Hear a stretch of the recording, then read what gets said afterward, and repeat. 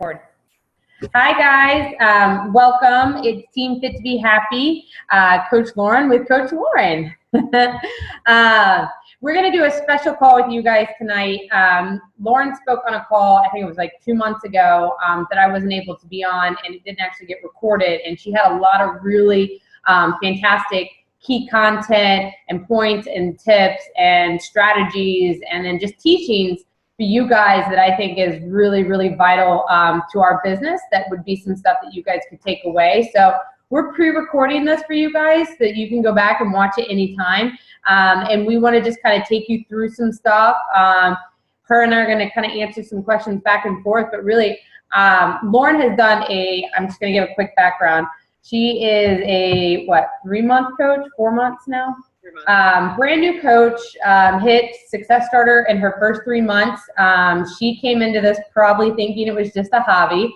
And in my opinion, took this full force and is hitting Success Club, 10, 12, 14, every month in a row. So I asked her to do this pre-recording with me because I really think that the numbers speak for her business, that she knows what she's doing, and she's got a lot of great stuff that I think would be fantastic for you guys. Tonight, we're literally going to be talking about, that sounded really nice. We're going to be talking about how to, in my eyes, and she's got it really broken down really nicely for you guys, but and how to approach your customers. I know as a brand new coach, it can be really intimidating when you don't necessarily know all the odds and ends of all the products. You haven't tried every single program that we have. You're not really comfortable with saying, I want to match you to this program because I know this, this, and this. Lauren is obviously a brand new coach that has not tried every single product under the sun and is still seeing really good success. And I think it's because she does a really good job of onboarding her customers from the very first conversation. So I think Lauren's going to kind of break it down for you guys on how to approach those customer leads and those people that you're talking to and that you're planting seeds with and you're having these conversations with a little bit more of a sales strategy. And don't take that as, because I always say, if you're selling to someone, they probably feel like you're selling to them and they're going to get really uncomfortable and you're going to get uncomfortable. These are more strategies to literally kind of tuck away in the back of your mind so that when you're having a conversation and you're sharing with someone, you have already kind of set these little markers in your mind that you're crossing off, that you're helping that customer kind of come to those needs and finding the right match for that stuff. So we are talking about sales strategies, but that doesn't mean that I'm telling you guys to go out there and be salespeople. These will just be some really good tips to make you more successful so that these conversations you're having with brand new customers are a lot more strategic and probably a lot more impactful. I could not talk tonight. And get you to the place where they need to go and you need to go as well. So I'm going to kind of throw it over to you, Lauren, and we'll kind of continue this conversation, but the floor is yours. Awesome. Well, first of all, thank you for that intro. I really appreciate it. You said some very sweet things, so thank you. They're all true. Very helpful. So, and Lauren is absolutely correct. I basically broke this down into 3 buckets. One is attracting clients, one is being a coach, and one is selling. And the first thing Lauren touched on is about, again, and this is actually under the attracting clients bucket. But when you are selling, she's absolutely correct. If you try to sell a product, people will know. When you're attracting clients, your job is really 2 things. It's to sell yourself and your lifestyle, not a product. And that's really the whole point. I don't actually try to push a product on any client. I personally put out there the lifestyle and the things I enjoy about it and what I get out of it. And then people come to you and ask you the questions. That's really critical because we talk a lot about inviting, but attracting is also really critical and making sure that people are coming to you. They want to see what you're doing because of what you're putting out there. Yes, it's your choice of what you're putting out there, but the whole point is to have them come to you and ask you based on what you're sharing about you and your lifestyle. They want to know that you're supportive. So you're in the business of people during this entire thing. So your job is to relate to them and just be passionate about what you do. You sell you and your lifestyle, and that's it. Because everything else is going to come after that. The other thing that I always say that I know is really hard to fall into, like you can fall into this pit trap very easily, especially when you see a lot of the like large groups and people using different products, is never talk negatively about any product, any other product. It doesn't matter if it's, you know, a Shakeology alternative or whatever. Our job is really just to find out what interests your potential client or your client about that product and either support them or let them know why or why not that's not going to meet their goals. But again, that can't happen until you've gone over what all of their goals are with them. Right. One of the other things I do, and this is what's really important too, because I know sometimes, you know, there are certain things out there that don't work. And that's the reality. There are certain things that are gimmicky, and that's the reality. But you have to be an advocate of being healthy, not just Beachbody, but healthy in general. So I do things on purpose, like posting when I get a big delivery from Heartland Foods, which is all like organic foods and everything, because my goal is that when somebody thinks like, oh, I need to get into this more like health and fitness mindset, my goal is to have them think of me so that I'm the one they reach out to. So Right. whether it's I post something that I like shared with my, you know, son, or, you know, my baby's eating, you know, her organic baby food, or, you know, I'm liking other people's things regardless of how their weight loss happened or what they're doing to get it. I'm supporting a healthy lifestyle because I want people to think of me and go to me. That doesn't mean you have to comment on everybody's post, but it does mean that you should be supportive of that so that people do think of you. And then when they see that you're looking at all these different things, they're going to be like, well, that person's probably pretty impartial and they chose something even though they're liking and appreciating what everybody else is doing. So why did they choose that? Well, I'm going to reach out to them and find out, because it sounds like that they have a bit of knowledge to know why they chose what they chose. Right. And I think you make a really good point. I talk about that often is I think whether it's online or it's in your community and in your neighborhood or your group of moms or your mom's groups, I want people to think of you guys as like their resource when they're thinking about health and fitness. And I think you lay it out there really well. And it's not just about the products. It's about the fact that you're selling a lifestyle to someone that they know that they can come to you and they're like, ooh, she's doing something right, and I like what she's doing, and I don't know how she does it, and I don't know if I can do it, but I want to be a part of that. And I think that's exactly what you're saying. Yeah, and you know, when you like the way other people are doing it, even if it's not the way you're doing it, you're showing impartiality, and that is a sales technique. Somebody is more likely to go to you knowing that you're impartial, even Right. if you like link to a company, than if all you do is only like your own company type things. Right. So that's a big one.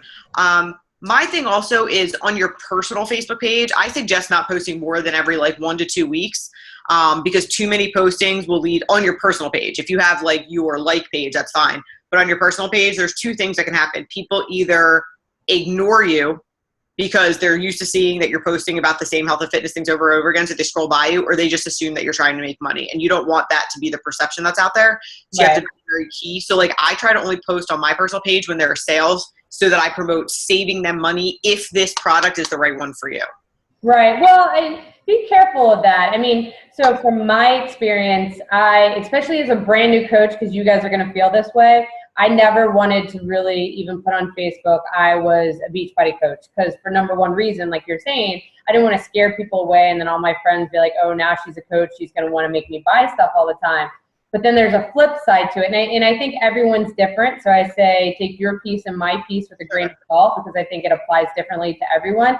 I've just had now, after 2 years of being a coach, especially last year, after like the main thing is like people are watching you, and they're watching to see like, okay, this new Beachbody thing you got going on, like, are you going to stick with that? Or is this like a sales gimmick? Like, is this something that like really is all about you?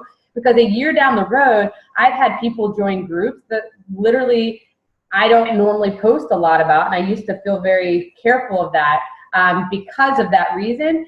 But then I missed out on opportunities where someone comes to me later and say, crap, I just bought 21 Day Fix 2 weeks ago, and I totally didn't realize that that had anything to do with you and what you're doing, and now I wish I would have bought it for you.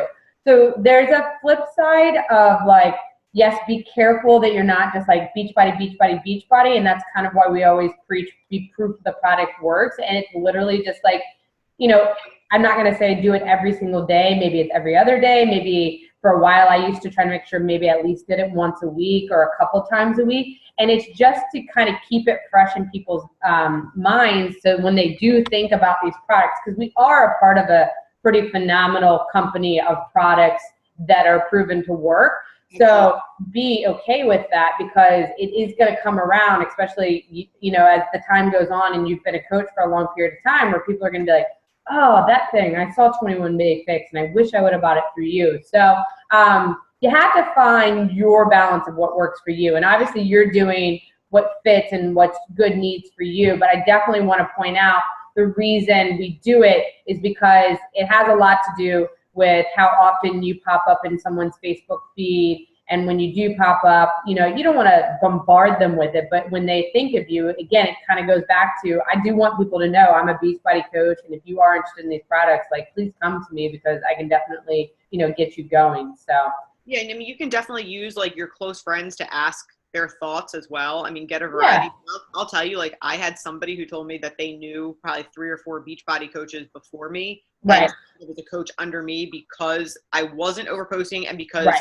I was genuine and passionate about what I was doing. Right. Content is just as critical as, you know, you figuring out your timing and things like that. So people can tell if you're being genuine in your posts or not. Right. So if you're really not passionate, that will come through.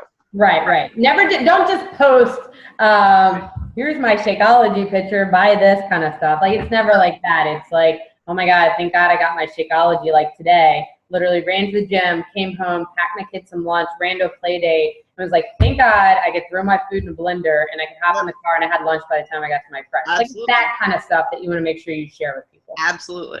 Yeah. And squeezing it in like that as part of just your routine is great.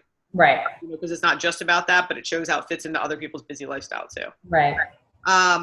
So under my being a coach, a couple of things that are really important, and this is especially important, I think, for newer coaches to realize too, is that you have to expect to invest time before somebody's going to make a financial investment in you.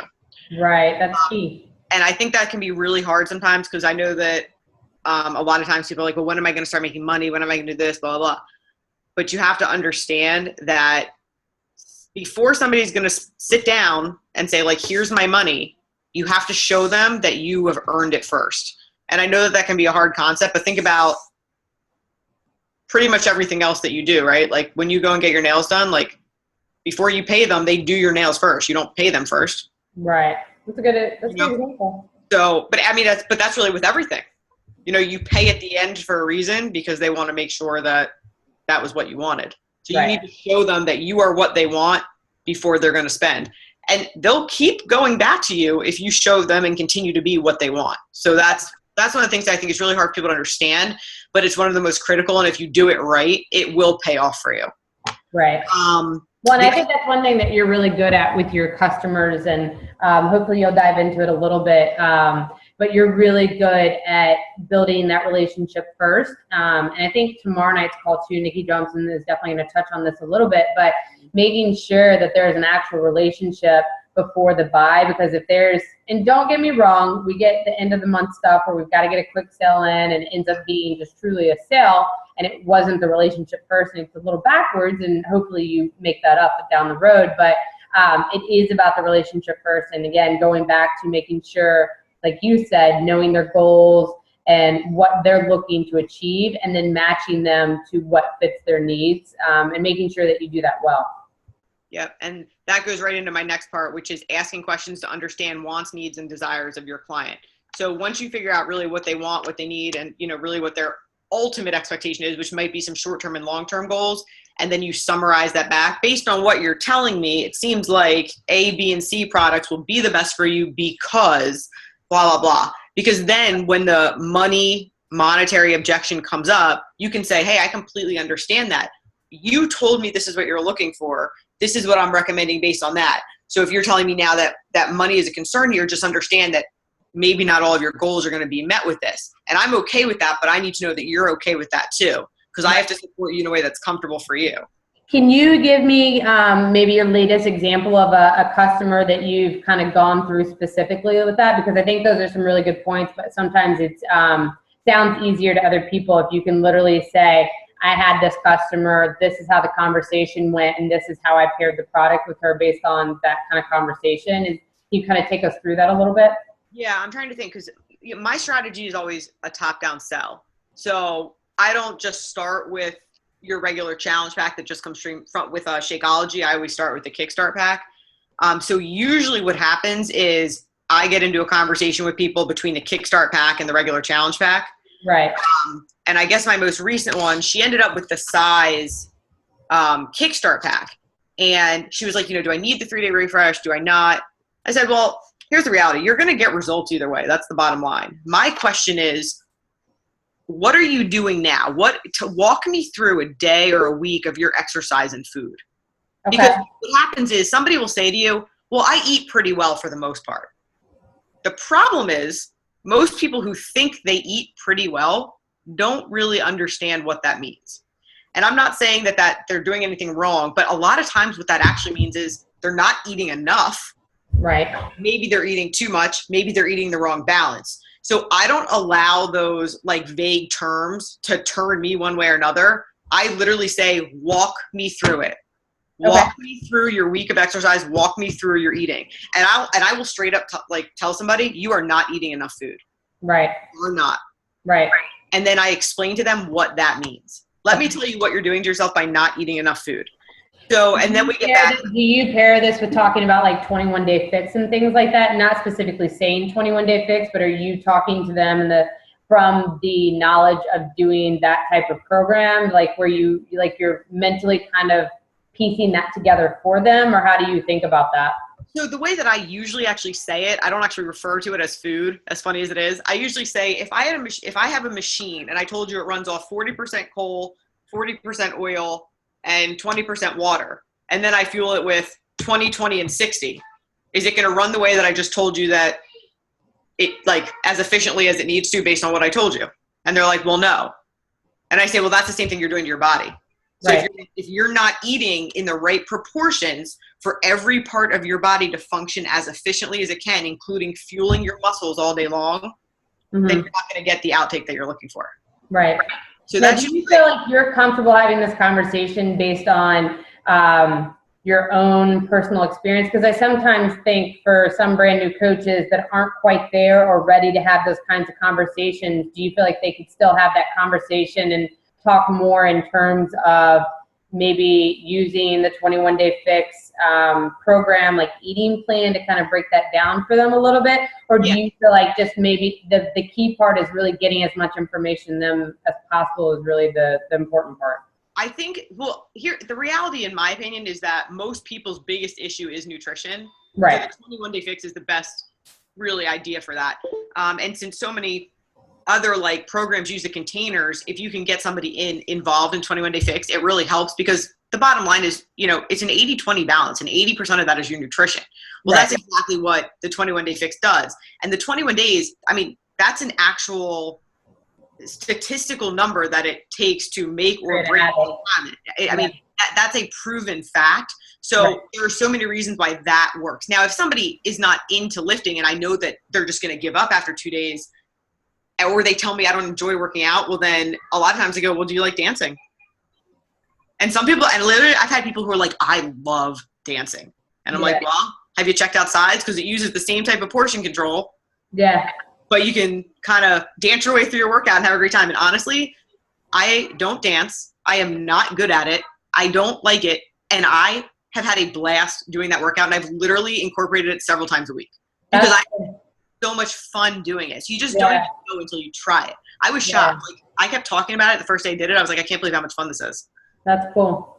But really cool. So if they're not necessarily comfortable talking about it, they've got a couple options. They can definitely refer to 21-day fix and do that. Or what they can also say to a customer, which is never wrong, is listen, you've given me a lot of information. It's really important that I take this, I take this very seriously. If you don't mind, give me a little bit of time. I'll get back to you tomorrow on what I really think would be the best for you and why. And then they utilize their resources to figure out what's best, because somebody is going to appreciate that they're taking the time to individualize something for them. They're not going to be put off by the fact that they're taking it another 24 hours. If anything, they're going to say, well, this person's taking it seriously. They're not just trying to make money off of me. That's important.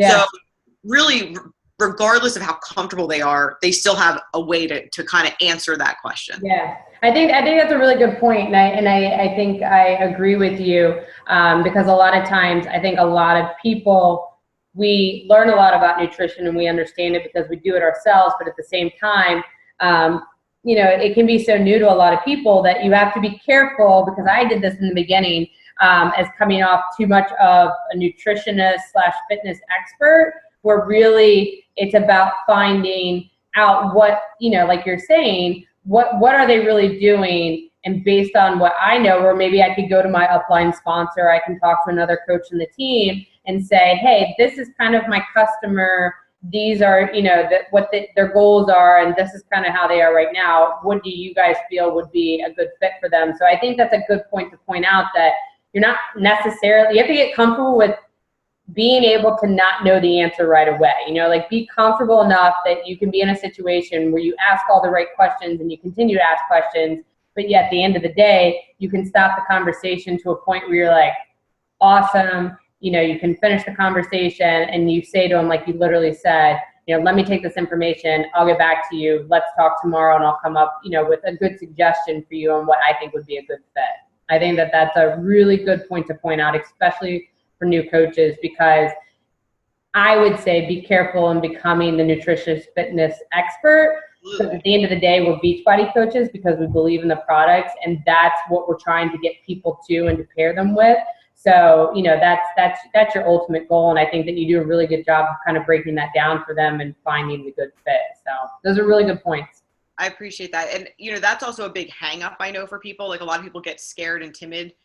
So this is a really good way to give them an out so that they don't have to feel that way. They can still feel really comfortable and confident and be themselves having that conversation, and can still get the best product out there for their client. Yeah. Awesome. And then I do usually ask, what do they already know about the product and how do they learn it? It gives you a lot of information as to actually what their main focuses are that they probably don't even realize. So when you ask them like their wants, needs, and desires, a lot of times not like the same answers are not going to be the same answers to the questions. What do you already know about these products and where did you learn it? It will let you know pretty much on point exactly what's attracting them to the program, or if they actually need more info regarding the program. Right.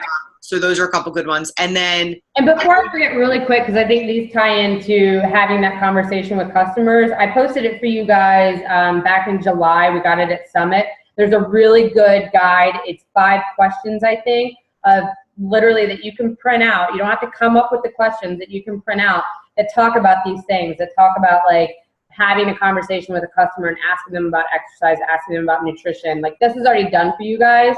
So for those of you, I'm really big on don't reinvent the wheel. It's been done for you. If you don't know where it is, I'll try to tag it with this video. But this has been done for you. These types of questions and how to have conversations with people have been done for you. So I just want to put that out. Cool. And then I know this is a big one for you, and you and I kind of talked offline a little bit. But I always try to determine what kind of a support system they have without asking it directly. So, hey, who's going to be doing it with you? When do you think you're going to make time for it? When do you think you're going to fit into your schedule? Things like that. And that's more for you to know how much support they are really going to need from you, because you need to show them that you can give them that support. Mm-hmm. So figuring that out again without actually saying like, who's supporting you is really key. Yeah, I want to point out, because I don't think everyone realizes, because we've had this conversation, I think you do a phenomenal job of like not just onboarding someone, let's say specifically 21 Day Fix, the woman that decided she wanted to buy it. You get the freaking husbands involved and onboarded with it, and it's fantastic because that is not easy to do. And I can't tell you enough how many times I've had customers say, man, I just wish my husband would eat what I'm eating because this sucks. I'm making all these meals and, I'm not getting the support I need. So I think you do a really good job of kind of pointing that out and taking that out of customers. So I don't know if you can kind of elaborate a little bit, but you do a really good job with that for sure. Yeah, so that was all I had under being a coach. So selling is next, and I actually have that under there about. Okay, we can go with that. So we can just go right into that. So making it a family fair, provide strategies that encourage friends and family to participate. That is really important. So you do hear a lot. I see it all the time. How do you get your significant other? How do you get whoever? Here's the reality. Sometimes you have to do what we talk about to attract clients and be proof the product works. That sometimes that's what it takes. Now, sometimes you could also sit down and just say, listen, I genuinely need your support. I am asking for 100% of your support on this. If your significant other really doesn't respond to that, then that's a whole other issue that needs to be addressed. Right. I mean, let's just be honest, but, and they don't have to support you in every single thing. It doesn't mean they have to do everything with you. But if you can say to them, hey, like, when you're here, this is what I need from you. Or if they can say to you, well, listen, I can do this and I can meet you halfway. Okay, start there, because halfway is going to continue and it's going to continue and it's going to continue and it's going to continue. When I asked my husband to do the eating plan with me, he didn't argue at all. He was just like, all right, whatever, that's fine. You know, he didn't argue with me. He didn't believe in the program. You know, he let me sign up to be a coach because he was like, whatever. And if you talk to him now, he's like, honestly, he's like, I couldn't believe that my first week and a half, I was already down a belt notch. He was like, I couldn't believe it. Yeah. I couldn't believe in 5 weeks, he went down 3 pant sizes. Wow. Just by the food plan and Shakeology. Hadn't done any of the workouts. Right. Then he started every once in a while, like, all right, I'll do a workout with you. And realized, you know, he couldn't keep up with me. Nice. And wanted to, because he's always been in good shape. Right. And then he just started doing it regularly. And now he's like, all right, you know, now I'm doing 20-minute fix. He's like, I'm going to do Body Beast in the fall. And, you know, we just ordered a whole weight set from like dumbbells from 5s all the way up to 70s, you know, because now he is 100% fully on board invested. He's a coach himself, refers to himself as a coach now, because he was a coach before he was referring to himself as a coach. Yeah. But, you know, I showed him, you know, my dedication, and he followed suit and he was supporting me the whole time. But then again, he became proof the product worked without really thinking anything of it. Right. He started learning more, wanting to learn more. Right. And it sort of became a family affair, and it was great. Right. And, you know, there's different strategies. There's tons of different strategies that work for different people based on everybody's situation. And that's what I always, you know, dig into a little bit. You know, I had a couple people who said, you know, I'm trying to get, you know, my siblings on board with me. What do I do for that? And sometimes you have to be honest. Listen, you can't force somebody. All you can do is, again, just tell them how much you're enjoying your lifestyle. Show them what that lifestyle is doing for you. It's the same thing, really. Like, I hate to say it, but it's the same thing as, you know, quote unquote, selling to anybody else, but it's the lifestyle. If you love that lifestyle, you're passionate about that lifestyle, that's going to rub off on people naturally. Right. And, you know, I don't like that some people have to do it without the support that they need, but sometimes that, as coaches, that's why we have to be that support until they're gaining it from the other places where they need. Right. That's why now, quick question, because we didn't talk about this in the beginning. Yeah. How do you normally get to this point with your customers? Because I know a lot of stuff is via email or text messages or Facebook Messenger. Do you set yourself like a scheduled time where you're like, I'm going to have a phone call with this person? Or do you have enough of a script now where a lot of this does happen, you know, in a messenger or an email type of back and forth? Like how does this whole scenario kind of play out when you are communicating with your customers? So I would say it's both, but I would say email is the last thing I rely on. Almost every email you see, mine starts out with recapping what we've already talked about. Okay. So I make some kind of back and forth, whether it's Facebook Messenger, whether it's on the phone. I try to get as many clients on the phone as I can, but some people will honestly, and I'm sure you know this, will say like, well, I'm just a texter. You know, I don't like to get on the phone. And that's fine. Say, hey, you know what? If that's how you're comfortable, no problem. I can do this by text. And sometimes you just have to work with, again, but that's just showing them that you're willing to, you know, kind of follow what, you know, what their comfort level is. So if they want to get on the phone, you need to be comfortable getting on the phone. If they just want to text, you need to be comfortable doing it through text, whatever it is. So I ask them that. I say, what's your preferred method? You know, would you like to get on the phone? And some people, I have had some people who are like, yeah, absolutely. Where do you keep these to a certain number of minutes with your calls, or like how do you kind of schedule your calls in for that, or are you kind of just still winging it at this point?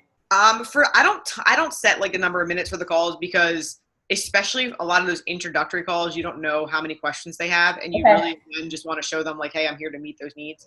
But I'll get on it. Like probably my most recent one wasn't too long ago, and she was like really concerned with like food prepping and recipes, and we were on the phone for probably 40 minutes going over strategies and things like that. But we had it scheduled, you know, several days in advance, so we had it on our calendar ready to go. It wasn't just fly by night thing. Random conversation. Yeah. But we were both respectful of each other's time in that sense. And she was like super thankful, and both her and her mom ordered programs. That's awesome. Yeah, and are very happy with it. So again, like, you think that time you're putting in might not pay off, but I guarantee you I wasn't going to get 2 people purchasing from me if I wasn't willing to put that time in. And that's, you know, again, important, but it also has to be genuine. I mean, I genuinely care that these people aren't happy with themselves in one way or another, whether it's physical, mental, emotional, whatever it is. Right. And that has to be what shines through the whole time you're having that. Well, it obviously does, because your points are a reflection of that. Can you talk about really quick, because I think it's a really good strategy that, like, when you said it, I was like, duh, oh my God, why didn't I think of this sooner? Your top-down selling, because I'm not a selling expert. But when we do, again, these are those things that I'm saying need to be tucked away in the back of your mind. You're not just, you know, signing a price tag to this person, but you are being strategic about your once you get to the point of the actual sell, that you have these kind of, I guess, tools kind of tucked away in your pocket. Can you kind of talk about like your strategy for that, or how you approach that? Yeah, absolutely. So there's a reason that we have all these different options. And if you're starting with the middle option, you're almost like cutting your legs out from under you, not showing everything that we offer a client. Our job, honestly, is to show them every single thing we have, what the benefits are, and what they're going to get out of it. And then tell them, hey, listen, all I'm here to do is teach you about this. It's all for you to choose from. That does 2 things. It shows you're not being pushy, and it puts them in a position where they feel really comfortable listening to your recommendations. And that is really, really critical. So I always start with the Kickstart pack. Also, just from like a psychological and a visual perspective, you want them to see what they're losing by stepping down. Okay. That's very important. So like if I send an email to explain to somebody like, hey, here's option 1, and I put it option 1, Kickstart pack, blah, blah, and then option 2, and then it's everything but the 3-day refresh. And then I even have side notes at the bottom explaining what the benefits of the 3-day refresh are and what the benefits of Shakeology are. Okay. And I think every single time I've done that, somebody has chosen option 1 or 2. I don't think I've ever had anybody pick an essential pack doing that. Because again, just from a psychological perspective, they will see 3. Most of the time, they will not go for a top or bottom. They will go for a middle. But it's your job to convert those top 2 who are playing between it from one or the other. Right. But again, it's going to be based on the need. Pretty much everybody who I've sold a 3-day refresh to, I've said, here's what it does. Are you going to get results if you don't do it? Yes. Not as quickly. What it'll do if you do it. Right. And that's the point, right? So when I say, are you going to get results even if you don't do it? Even if you do the whole 21-day program, but you didn't do the 3-day refresh, are you going to get results?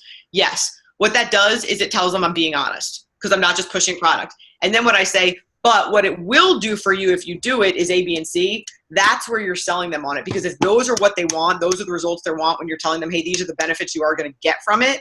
Right. That's where they're going to say, but I want that too. Okay.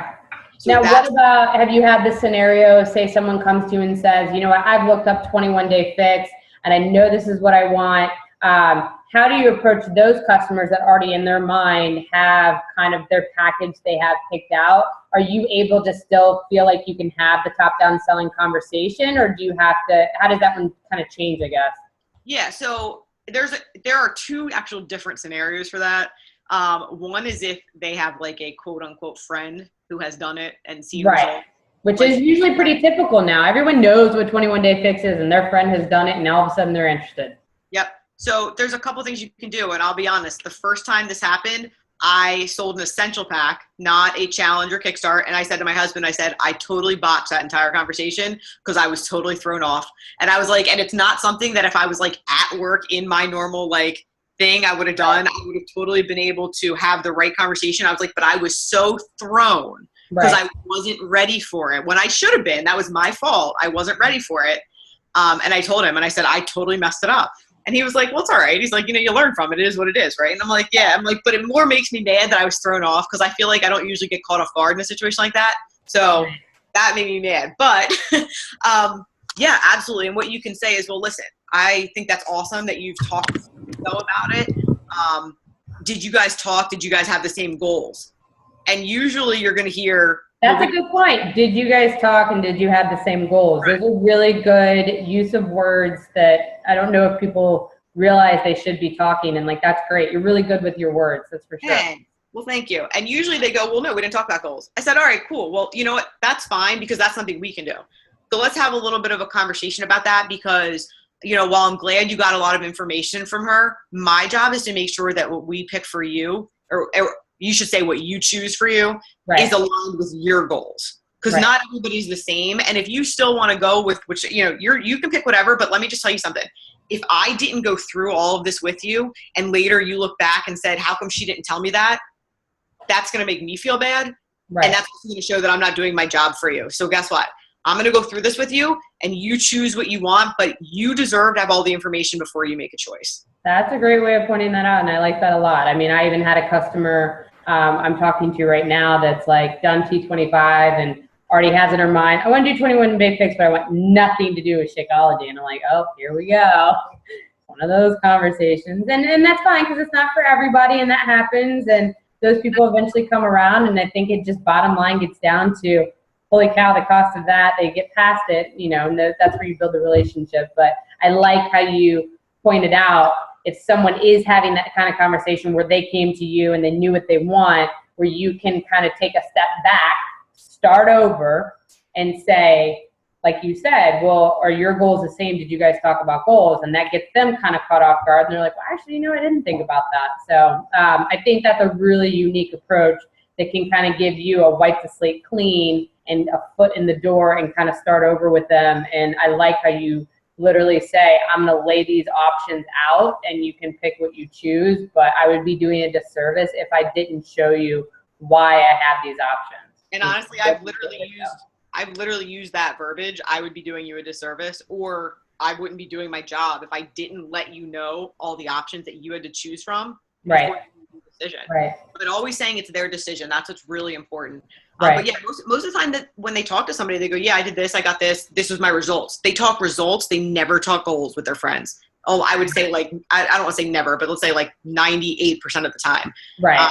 And that's where, you know, we come in and can do that. The other thing too is that there's nothing wrong when somebody says, I don't want anything to do with Shakeology. There is nothing wrong with saying, hey, do you mind telling me why? Because I'm trying to receive much information as I can from people when people are like totally against the product. Because, you know, I need to educate myself. And there's nothing wrong with that. That's a good point. I usually, on most occasion, this is the first thing I'll say. After I've had a couple of other back and forths, I'll eventually say, hey, now that we've been talking, do you mind me asking, no pressure, but what was it about Shakeology, you know, that concerns you that you don't want, you know, or that you didn't like about it or whatever? And normally I will get a pretty good straight up answer from people. And it's good to know because it's good for you to kind of, you know, take it back and take that with you as a coach because you start to learn what works for people and what doesn't. And you will have some people that, you know, Shakeology doesn't work for them or they just had a misconception of it. Yep. Yeah. Absolutely. So what else did I have? I did talk about, I guess, overcoming objections early and respectfully was another one I had. A lot of times if I have common objections, especially if it's like a friend of a friend type thing, I address it before they can even bring it up. That's good. Because like, can you give an example? So the example I always use, and I'm pretty sure people laughed at me on the last call. Have you seen 8 Mile? Oh, I remember us talking about this. Yes, but I don't remember the movie. Okay. So at the very end, they're doing their battle scene. Right. And basically, you know, Eminem's supposed to go first and, you know, the other dude tells him, you know, he's going first, whatever. And he literally says, I know everything you have to say against me. And he goes to repeat everything that the dude was going to say to him. And then the other guy dropped his mic because he has nothing left to say. So that's your outcome, obviously, right? But depending on like what you think their objection is going to be, you know, you keep it really simple. Don't talk price objections because that is more of a like, then you're selling out of your own pocket thing. You don't know what's expensive to somebody else. So I don't talk like price objections. But things like if, you know, I'm trying to think of like one I had recently. I had a good one objection wise. I had a customer that was doing really good, just finished a challenge group and she wants to cancel her on demand.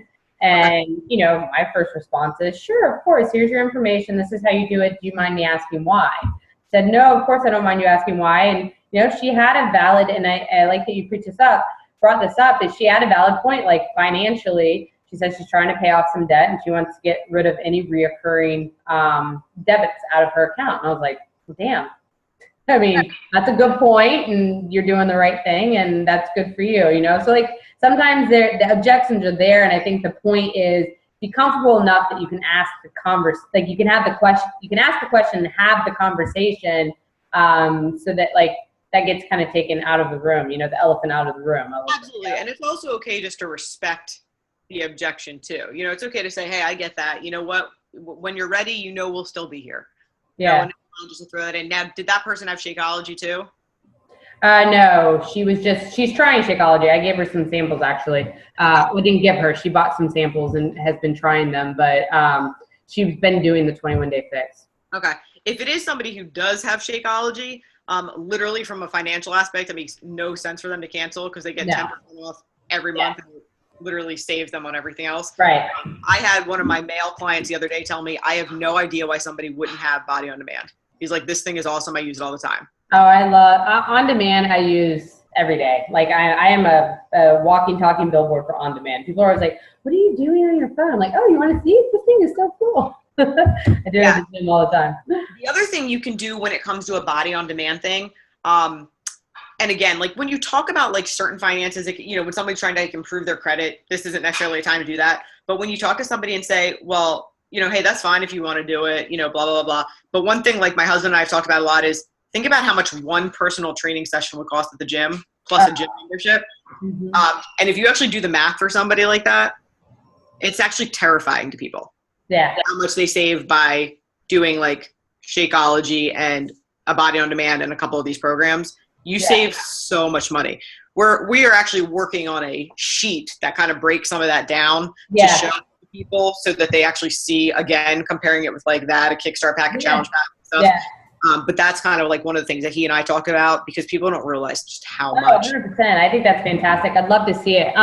You pointed out, and I'd love to see if you could share, whether it's a PDF or a Word document, you can copy and paste your email and upload it to the team. But I'd love for people to see how you do the top-down selling and how you break that out in an email for a customer, because I think it'd be really good for people to see what we've been talking about. But I think you've done a fantastic job. Unless there's anything else you want to add, I would love to go ahead and wrap it up and we'll share it with the team. But thank you so much. I don't know if there's anything else you'd like to add. The only other thing I'll just say real quick is like, don't get frustrated. I mean, the statistics will tell you that you have to contact somebody a minimum of 5 times before assuming that they actually don't want to purchase. And I would two to three of those times should not be talking about Beachbody at all. It should just be talking to them as a person to a person. Right. That is also really important. I just like people to know, don't get discouraged after like 1 or 2 no's. That's going to happen. Your second conversation shouldn't even be about Beachbody. It should just be about like, hey, how's everything going? Blah, blah, blah type thing. Right. That's just something else that I just like to point out because people do get really easily discouraged there. Just because a lot of times they try to have all 5 of those conversations about like the Beachbody stuff, and really it should be like 1, 4, and 5 about Beachbody, or 1 and 5 and not 2, 4. But no, other than that was pretty much everything I had. I think that's a good point. I think that goes back to what we said in the very beginning, and I think Nikki's going to touch on this again tomorrow, is it's about building the relationship. So if you're just talking to someone about Beachbody, you're not really building a relationship because your intent is literally only Beachbody. You're not getting to know them. You're not having a conversation with them. And I'm not saying you have to make everyone your best friend, but if you don't genuinely get to know them, then those conversations won't look right, and they won't, you know, it won't go the way that it should. So that's a really good point for sure. And especially when you're reaching out to people, I think it's the same as your Facebook. You know, it shouldn't always be about Beachbody. What value of yourself, like you've been talking about, where, you know, you get a shipment from your produce and your organic and your meats and stuff, like that stuff that you're sharing with people. And that's the same thing with the conversations. You know, it should be about, you know, how can you get to know them better? Maybe you share a recipe with them, or, oh, like, I think it was funny. Someone of a friend reached out to me about 21-day fix. And then she was like, it was totally random and sidetracked, but long story short, the funny part was, she goes, I wasn't really reaching out for you for that. But by the way, while we're talking, there's popcorn I want to make, and how do I make it 21-day fix approved? And I'm like, oh, here's your recipe. She's like, oh, thanks, perfect. And so it's just funny, like it comes out in different ways. And I'm sure she appreciated the fact that I wasn't talking to her about buying something. And it was like, oh yeah, you're looking for a recipe? Here you go. You know, no problem. So it looks different all the time. Well, I think you did a phenomenal job. You're obviously, doing some really great stuff, and I look forward to watching you grow, and maybe we get to do another call and we can keep adding to these. But you've done an awesome job, and I really appreciate it. And I know a lot of the ladies in our team are really going to appreciate this phone call, that they get to play it back and watch as many times as they can, so they really get it. So thank you so much for joining. I think that's all we got, girl. Thank you so much. All righty, I'll talk to you later. All right. Bye. Bye.